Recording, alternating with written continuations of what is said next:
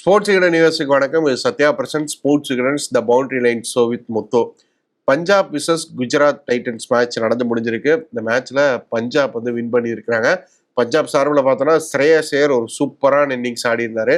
அதோட பார்த்தோம் அப்படின்னா ரொம்ப ஒரு குரூசியலான டைம்ல வைசாக் அவர் நல்ல பவுலிங் போட்டு டெத் ஓவர்ல ஒரு சூப்பரா பவுலிங் போட்டு ஜிடி கண்டெயின் பண்ணியிருந்தாரு. ஒரு நல்ல மேட்சா நடந்துருந்துச்சு. இந்த மேட்ச்ல பஞ்சாப் ஜெயிச்சதுக்கான காரணங்கள் என்ன, போட்டியோட முக்கியமான மொமெண்ட்ஸா என்னென்னலாம் இருந்துச்சு அப்படிங்கிற பத்திலாம் முத்து கிட்ட பேசி தெரிஞ்சுக்க போறோம். வாங்க.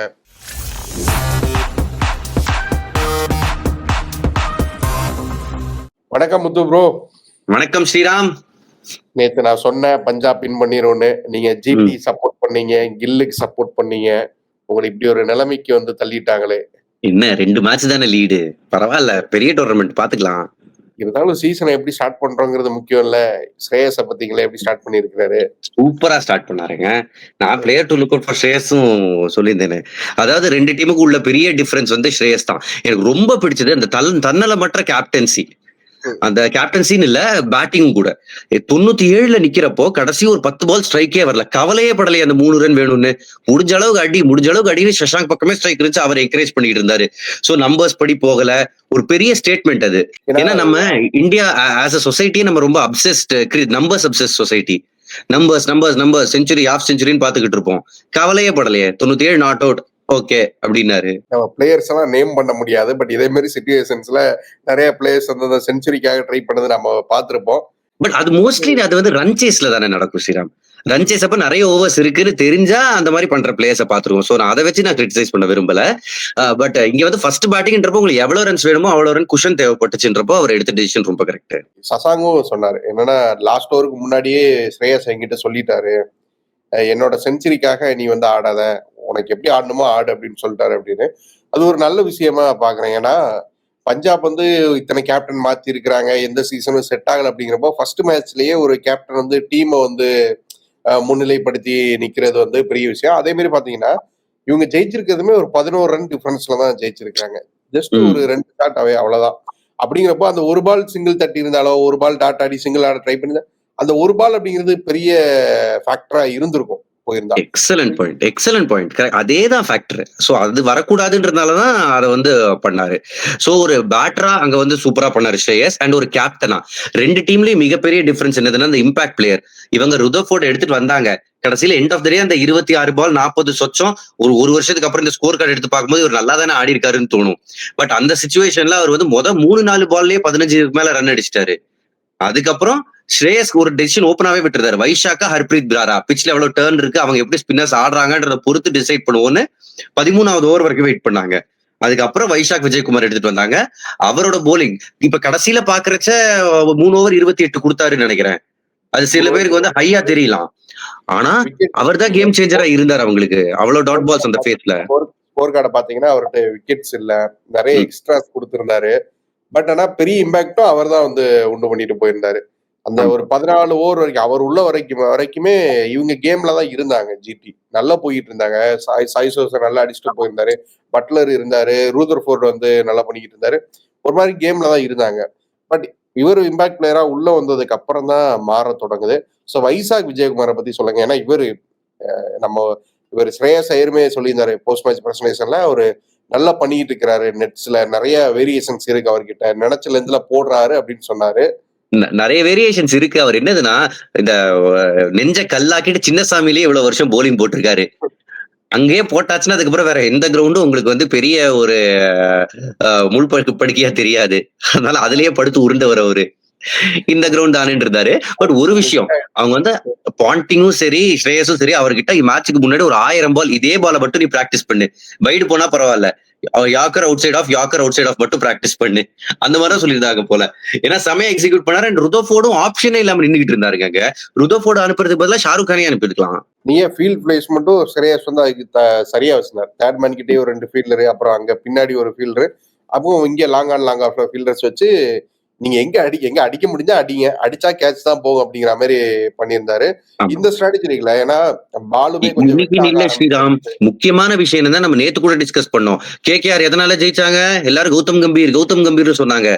இப்ப தெரியல கேப்டன், அதாவது கிரிக்கெட் ஒரு ஸ்போர்ட்ல கோச் வெளியில தான் இருப்பாரு. ஆன் ஃபீல்ட் டிசிஷன் கேப்டன் தான் எடுத்தாகணும். ஒவ்வொரு விஷயத்துக்கும் டக் அவுட்ல பார்க்க முடியாது. ஃபீல்ட் பிளேஸ்மெண்ட் எஸ்பெஷலி ஒரு ஐடியா தான் அங்க இருந்து குடுப்பாங்க. கைடு தான் பண்ணுவாங்க. சோ ஸ்ரேயஸ் ஒரு கேப்டனா போன வருஷம் நல்லா பண்ணியிருக்காரு. வின்னிங் கேப்டன்ற ரெஸ்பெக்ட் அவருக்கு நம்ம குடுக்கணும். அத கமாண்ட் பண்ணி வாங்குனாரு இந்த பர்ட்டிகுலர் மேட்ச்ல. அகைன் அந்த ஒய்டியாக்கு போடுற விஷயங்கிறத வந்து நிறைய எக்ஸ்ட்ராஸ் போச்சு. பட் ம். இருந்தாலும் அது பின்வாங்கவே இல்ல. அது ஒரு இல்ல பிளானா இது ஒரு 2, 3 இயர்ஸாவே நீங்க all round the world T20 cricket இப்படிதாங்க நடக்குது. நீங்க எந்த லீக் வேணாலும் நீங்க பாருங்க ஸ்ரீராம். போலர்ஸ் வந்து வைடு குடுக்க தயங்குறது இல்ல. ஸ்லோவர் பவுன்ஸ் ட்ரை பண்ணுவாங்க. சில சமயம் வைடா போகும். ஆனாலும் அதுக்கு வந்து கவலைப்படுறது இல்ல. இந்த டிஃபென்சிவ் லென்த் போனாங்கன்னா, ஒரு பால் வைடா போனா கூட பரவாயில்ல. அடுத்த பால்ல ஒரு ரன் தான் வருதுன்னா, அந்த ஒரு பால் 2 ரன் கவுண்ட் பண்ணாலும் போலருக்கு விக்டரி தான். சோ கேம் மாறியாச்சு. அது வைடுக்கு கவலைப்பட்டு போன வருஷம் கூட அதான் நடந்தது. முந்தின வருஷமும் அதான் நடந்துச்சு. இது கவலையே படுறது இல்ல போலர்ஸ் இப்போ. பால்மே வெட்டா இருக்கு, ஒய்டா இருக்கிறப்போ அவ்வளவு போகும் அப்படிங்கிறது தெரியும் அவங்களுக்குமே. ரிஸ்க் தான் அப்படிங்கிறது தெரியும். பட் அதை எடுக்கிறாங்க. ஸோ எடுத்து ஆடுறாங்க. பட் இதை வந்து ஏன்னா இவங்க கையில வந்து இந்த ஒய்டு யார்கர் அப்படிங்கிற விஷயம் மட்டும் தான் இருந்துச்சு. அதை வந்து பாத்தீங்கன்னா ராகுல் திவேதியா வந்து சரியா பிடிச்சாரு. 2 பால் தான் ஃபேஸ் பண்ணாரு. ஒரு பால் மிஸ் பண்ணாரு, இன்னொரு பால் 6 போனாரு. அதை சரியா பிளேஸ் ஆகி நின்னு அடிச்சாரு. பட் மத்த பிளேயர்ஸ் ஏன் வந்து அவங்களால இது பண்ண முடியலன்னு நினைக்கிறீங்க? இல்ல மத்த பிளேஸ் ரதர்ஃபோர்ட் தான் அவரை நின்ன இடத்துல இருந்தே ஆட பார்த்தாரு.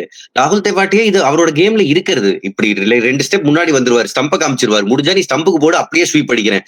இல்லைன்னா இப்படி எடுக்கிறேன். அந்த பால கொஞ்சம் முன்னாடி வந்து ஃபுல் டாஸாவும் கன்வெர்ட் பண்ணி அடிப்பாரு. இவங்க அங்கதான் அவரை கொஞ்சம் மேல அனுப்பியிருக்கலாம். ரதர்ஃபோர்டுக்கு முன்னாடி ரதர்ஃபோர்ட வெயிட் பண்ணிருக்கலாம்.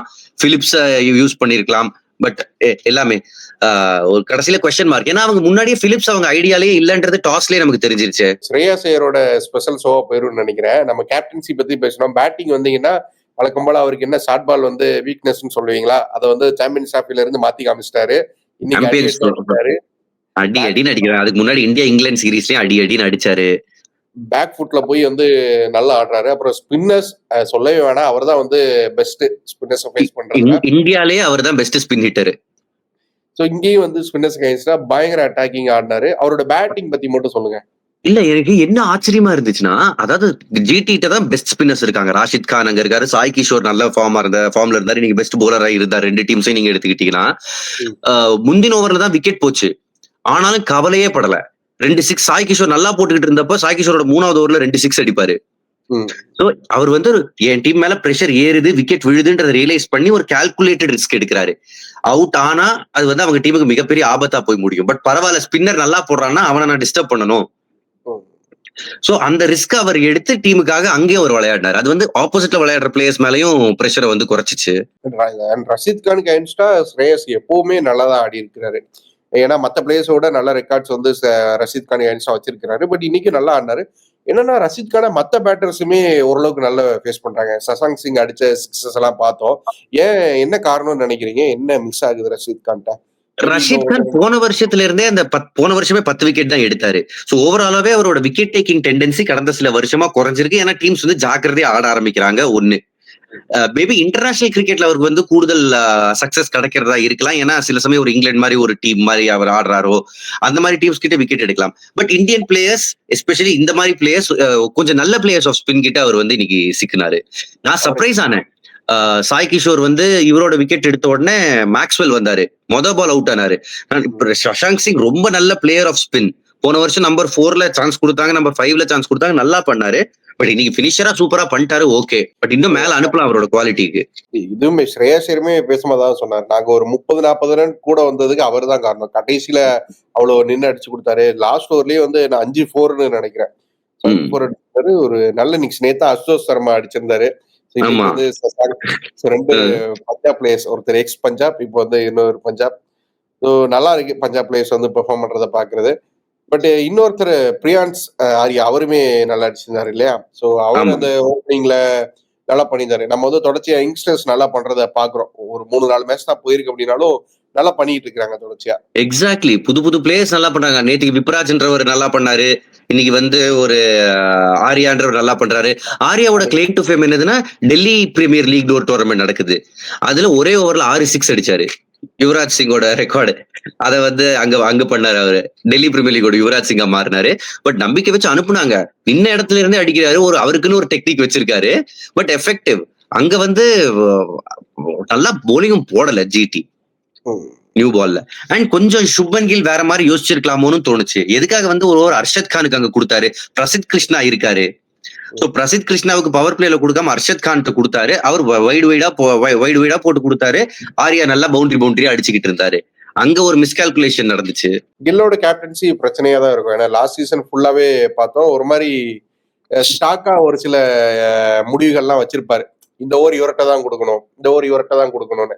எந்த சிச்சுவேஷனை பார்க்காம எல்லா மேட்ச்லயும் அப்படி பண்ணிக்கிட்டே இருப்பாரு. கரெக்ட் இருக்கு. பட் அங்கங்க டைனாமிக்கா இருந்தும் ஆகணும். போக போக கத்துப்பாங்க. இந்த மேட்ச் இப்ப கடைசியில பாத்தீங்கன்னா அர்ஷத் கானோட அந்த ஒரு ஓவர் காஸ்ட்லி ஆச்சு. பட் ஸ்டில் ரன் சேஸ்ல இருந்தாங்க ஜிடி. அவங்க வந்து 3 ஓவர்ல அவ்வளவா ரன் வரல. பட் நீங்க ஹெட் டு அதாவது 10th ஓவர்ல இந்த டீம் எவ்வளவு ரன்ஸ், அந்த டீம் எவ்வளவு ரன்ஸ், 11th ஓவர்ல இந்த டீம் எவ்வளவு ரன்ஸ், அவ்வளவு டீம் அந்த டீம் எவ்வளவு ரன்ஸ்னா கிட்டத்தட்ட 30 ரன் அஹெடா இருந்தாங்க ஜிடி கன்சிஸ்டன்டா. பட் கடைசியில ஒரு 3 ஓவர் ஃபேஸ் வந்துச்சு ஸ்ரீராம் வைஷாக் வந்ததுக்கு அப்புறம் 3 ஓவரா பவுண்டரி வரல. அங்கதான் வந்து கேம் மாறிச்சு. இல்லைன்னா ரன் சேஸ் பண்ணிருப்பாங்க. கடைசியில 11 ரன் என்ன 2 ஷாட் தானே. பஞ்சாப் மாதிரியான ஒரு டீமுக்கு ஒரு ஃபர்ஸ்ட் மேட்ச்ல இப்படி ஒரு வெற்றி, அதுவும் ஸ்ரேயாஸ் மாதிரி ஒரு கேப்டன் வந்து தன்னோட கேரக்டர்ஸ் டீமுக்காக நான் எப்படி இருக்கிறேன் அப்படிங்கறத காமிச்சு வின் பண்ணி கொடுக்குற அந்த கேரக்டர் காமிச்சு வின் பண்ணி கொடுக்குறாருல, இது எவ்வளவு முக்கியம் பஞ்சாப்?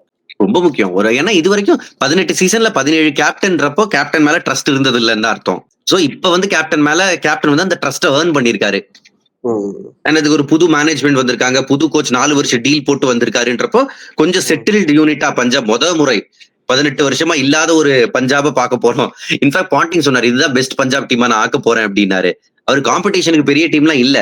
முந்தைய பஞ்சாப் டீம்னா மேட்சே விளையாடாம சொல்லலாம் இதுதான் பெஸ்ட் பஞ்சாப் டீம்னு. ஏன்னா எடுத்திருக்க பிளேயர்ஸ் அந்த மாதிரி.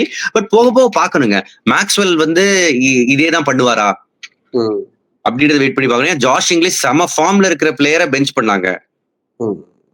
மேக்ஸ்வெல் ஐ திங்க் இன்னும் 2 மேட்ச் கொடுப்பாங்க. அப்படி இல்லைன்னா இங்கிலீஷ் உள்ள வர வேண்டியதா. மேக்ஸ்வெல் அப்ப போலிங்காக தான் டீமுக்குள்ள இருக்கணும். போலிங்கும் போடுவாரு அப்படின்றதுக்காக. இனி நல்லா போட்டார் ஆக்சுவலா. அவர்தான் விக்கெட் எடுத்து கொடுத்தாரு. ஃபர்ஸ்ட் விக்கெட்டே அவர்தான் முதல் விக்கெட் எடுத்தாரு. கில்லோட விக்கெட் முக்கியமான விக்கெட் எடுத்தாரு. அண்ட் பட்லர் ஒரு ஹாஃப் சான்ஸ் உருவாக்கினார். அது கேரி ஆகல. மார்க்கோ யான்சன் ட்ரை பண்ணாரு. இந்த மேட்ச் நல்லா போச்சு.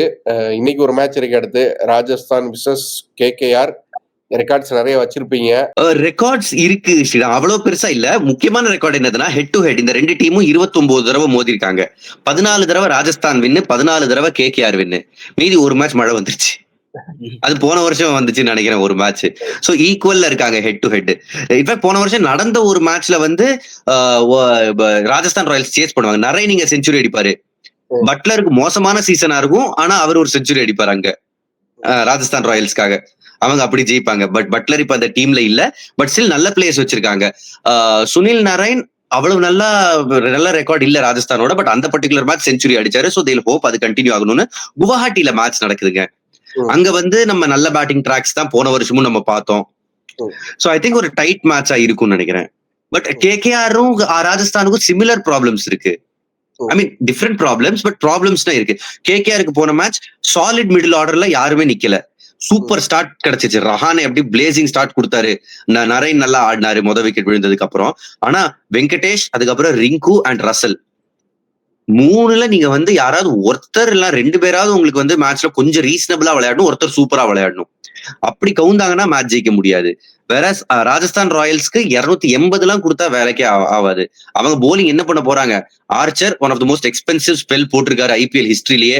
அவருக்கு மறுபடியும் போவாங்களா இல்ல ஹசரங்கா வேணும்னு நான் நினைக்கிறேன் இந்த பர்டிகுலர் டீமுக்கு. சோ என்ன நடக்குதுன்னு பாக்கலாம். உங்களோட ப்ரெடிக்ஷன் என்ன? யார் வின் பண்ணாங்க? ஏன்னா 2 பேரும் ஃபர்ஸ்ட் மேட்சை தோத்துட்டு வராங்க. யார் அந்த பாயிண்ட்ஸை வந்து எடுக்க போறாங்க? ஃபர்ஸ்ட் பாயிண்ட்ஸை எனக்கு கேகேஆர்னு தோணுதுங்க. உங்களுக்கு கேகேஆர்னு தோணுதுங்களா? அப்ப நான் வந்து ராஜஸ்தான் தோணுறேன்.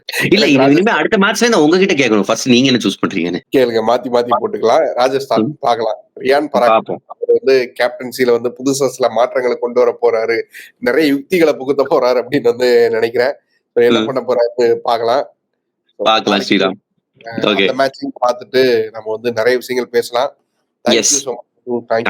தேங்க்யூ ஸ்ரீராம். தேங்க்யூ.